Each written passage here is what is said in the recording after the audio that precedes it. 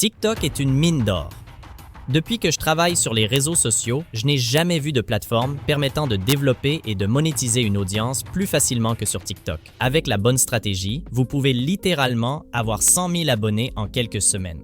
Aujourd'hui, je vais partager ce qui fonctionne réellement sur TikTok et pourquoi, afin que vous puissiez obtenir des résultats similaires. Et assurez-vous de rester jusqu'à la fin de cette vidéo, car la stratégie de monétisation que je partage est encore très inexploitée et vaut la peine. Mais avant d'entrer dans tout cela, nous devons comprendre comment fonctionne réellement l'algorithme TikTok. Parce que si vous ne créez pas de contenu qui déclenche l'algorithme, vous n'allez pas grandir et vous finirez simplement par perdre une tonne de temps et d'énergie. Je vois des créateurs et même des propriétaires d'entreprises sérieux commettre cette erreur tout le temps. Ils commencent à publier du contenu sans aucune considération pour ceux que l'algorithme récompense réellement. Et même si les informations peuvent être bonnes, la livraison est nulle et l'algorithme ne les récupère jamais. Je vais donc tout expliquer pour vous, car l'algorithme TikTok est vraiment un animal différent des autres plateformes de médias sociaux. C'est radicalement différent de ce que l'on voit sur Instagram ou même sur YouTube Shorts. Et avec cela, la première chose que vous devez vous demander est: qu'est-ce qui est important pour l'algorithme? Qu'est-ce qui va inciter TikTok à continuer à diffuser cela comme une traînée de poudre? La première chose que j'ai trouvée et qui compte le plus pour l'algorithme TikTok est la durée de visionnage. Si votre contenu permet aux spectateurs de regarder tout au long et finalement de garder les gens sur sa plateforme, alors TikTok vous récompensera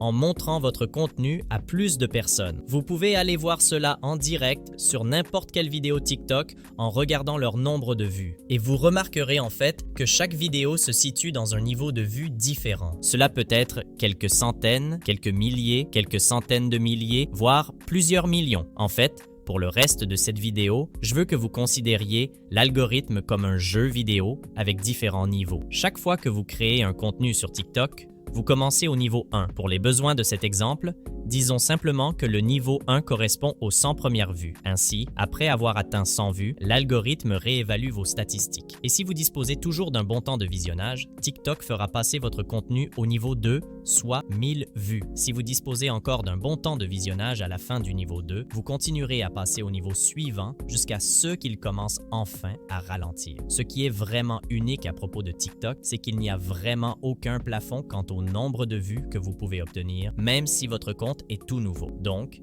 avec tout cela à l'esprit, la question que vous vous posez probablement est la suivante. Comment pouvons-nous obtenir plus de temps de visionnage? Eh bien, je suis content que vous ayez demandé. Il existe quelques stratégies simples que nous pouvons utiliser. La première stratégie consiste simplement à des vidéos plus courtes. Si vous enregistrez une vidéo plus courte, vous obtiendrez un pourcentage de temps de visionnage plus élevé sur votre vidéo. Et si quelqu'un regarde 90% de votre vidéo de 10 secondes, c'est bien mieux que quelqu'un qui ne regarde que 20 secondes de votre vidéo d'1 minute. Je recommande cette stratégie aux gens, en particulier lorsqu'ils débutent et comprennent TikTok. Il vous sera beaucoup plus facile de comprendre comment retenir l'attention de quelqu'un pendant 10 secondes au lieu de 2 minutes. La stratégie suivante consiste à comprendre comment les gens consomment le contenu en général. La plupart des gens ne sont pas simplement assis dans une pièce sombre avec le volume TikTok à défilement très élevé. Un grand pourcentage de téléspectateurs sortent leur téléphone alors qu'ils sont au travail ou pendant qu'ils font la queue au marché. Et donc, la plupart du temps, ces personnes seront plus susceptibles de regarder une vidéo si elle contient des sous-titres ou du texte qui s'affiche à l'écran. 6 petits hacks simples permettent aux gens de consommer et d'apprécier beaucoup plus facilement votre contenu.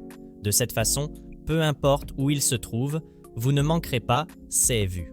Et rappelez-vous que tout cela contribue à ce facteur de temps de visionnage qui vous aide à passer au niveau suivant. La prochaine chose que vous devez considérer est que l'algorithme de TikTok est radicalement différent de celui d'Instagram ou de YouTube.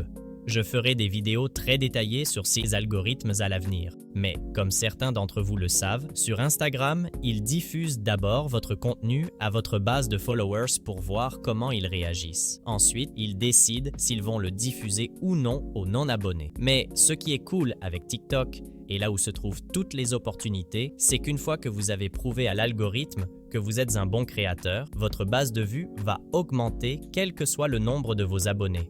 C'est pourquoi vous verrez des comptes avec des centaines de milliers de vrais abonnés, mais qui ont des évaluations d'engagement épouvantables.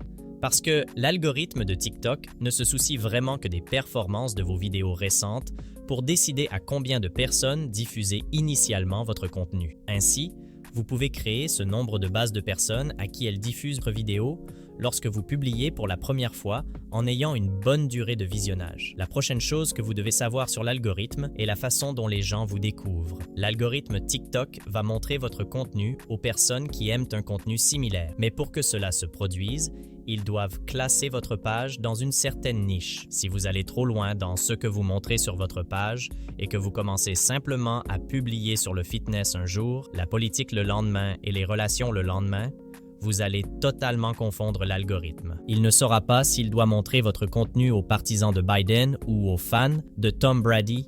Et si vous utilisez cette stratégie, vous pourriez finir par obtenir un grand nombre de vues sur une seule vidéo. Mais lorsque vous changerez de sujet le lendemain, vous n'obtiendrez aucune vue. Et c'est parce que TikTok catégorise votre compte et le montre aux personnes déjà intéressées par un sujet spécifique. Alors, comment pouvez-vous aider l'algorithme à comprendre dans quel créneau vous catégorisez? Eh bien, vous pouvez suivre d'autres créateurs plus importants dans votre espace. Vous pouvez interagir avec du contenu appartenant au créneau dans lequel vous souhaitez appartenir et vous pouvez utiliser des hashtags pour cibler les personnes intéressées par votre sujet. Selon Cloudflare, TikTok attire plus de personnes effectuant des recherches sur sa plateforme que Google. Et vous pouvez en profiter en utilisant des hashtags ciblés. Le prochain point que je souhaite mentionner pour les personnes qui débutent sur TikTok ou sur n'importe quelle plateforme de médias sociaux est que votre seul objectif devrait être de grandir. De 0 à 25 000 abonnés, vous ne devriez même pas envisager la monétisation ou quoi que ce soit d'autre. Il y a une raison pour laquelle la plupart des entreprises lancent leurs produits gratuitement